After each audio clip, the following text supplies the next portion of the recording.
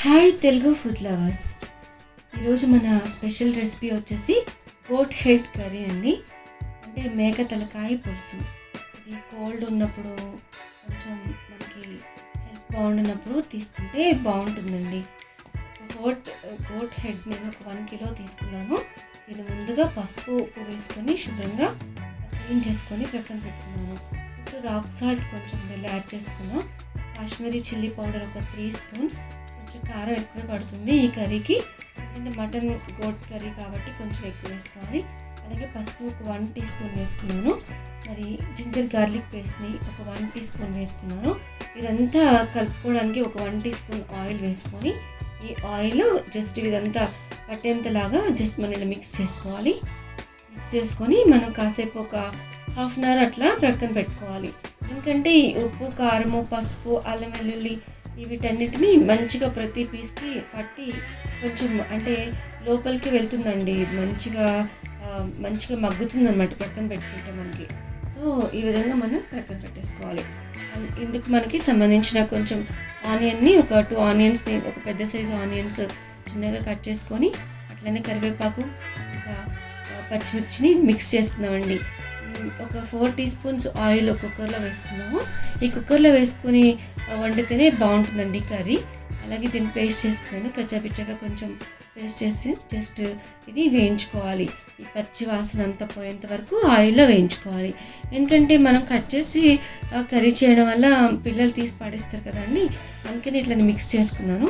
అలాగే అల్లం వెల్లుల్లి పేస్ట్ని ఒక 1 టీ స్పూన్ వేసుకొని పచ్చి వాసన అంతా పోయేంత వరకు జస్ట్ మనం తిప్పుకొని మనం ముందుగా ప్రక్కన పెట్టుకున్న గోట్ హెడ్ పీసెస్ ఉన్నాయి కదండి, ఆ పీసెస్ని ఇప్పుడు వీళ్ళలో వేయించుకోవాలి. ఈ మసాలా అంతా పట్టే విధంగా జస్ట్ ఇట్లా వేయించుకొని ఆయిల్లో మంచిగా కుక్ కానివ్వాలి. కాసేపు మనం ఇలా తిప్పుకుంటే ప్రతి పీస్కి ఈ అల్లం వెల్లుల్లి పేస్ట్ కూడా ఇవన్నీ పడతాయి అన్నమాట. ఆనియన్ పేస్ట్ కూడా మగ్గిపోయింది కదండి, వేగింది కదా, ఈ వేగిందంతా దీనికి పడుతుంది మనకి గ్రేవీ లాగా. అలాగే మనము ఈ దీనిలో వాటర్ పోసుకోవాలండి. ఒక 1 లీటర్ వాటర్ని యాడ్ చేసుకోవాలి.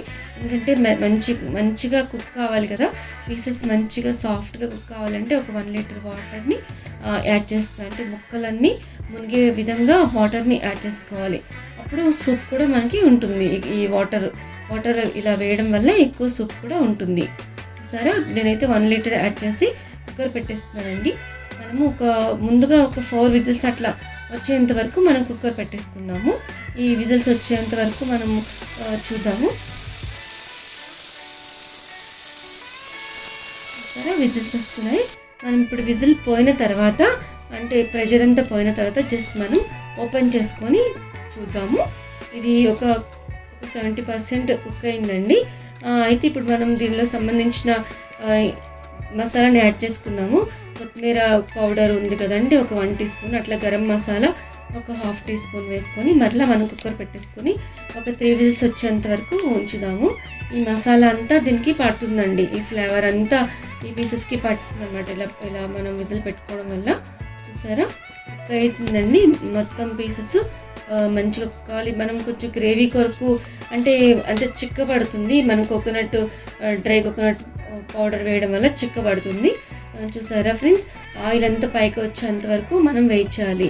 ఈ కర్రీ ఇలా చేసుకుంటే బాగుంటుందండి. హెడ్ కొంచెం లేతగా ఉంటుంది. లేతగా ఉన్నది మనం చూస్ చేసుకొని తీసుకోవాలి. ఇది చాలా అంటే మనకి మటన్లో ఏ పార్ట్ తీసుకున్నా చాలా హెల్దీ ఫుడ్ కాబట్టి మనం తీసుకోవచ్చు. కాళ్ళు సూప్ చేస్తాం కదండి, అదేవిధంగా ఈ హెడ్ సూప్ కూడా మనం చేసుకోవచ్చు. మనం చపాతీలోకి రైస్లోకి వాటిలో తీసుకుంటే బాగుంటుంది. Thanks for watching.